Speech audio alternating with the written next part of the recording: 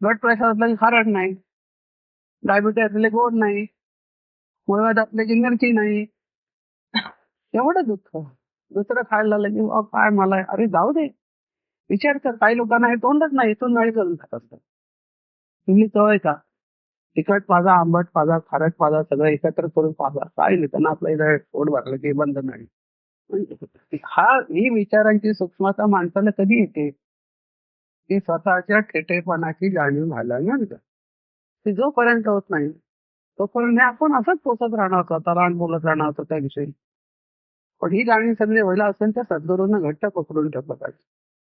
काय सांगतात ते? कशा पद्धतीने सांगतात? थोडाफार तरी विचार केला पाहिजे. सगळं असं जमणार नाही आपल्याला. पण त्यांच्यात आपल्यात खूप अंतर असतं. ते सर्वज्ञ आहे, आपण अल्पज्ञ आहोत. तर ते सर्वज्ञ आहेत आणि सर्वज्ञाकडे आमचा प्रवास आता 60% झाला. असं नाही म्हणून चालत.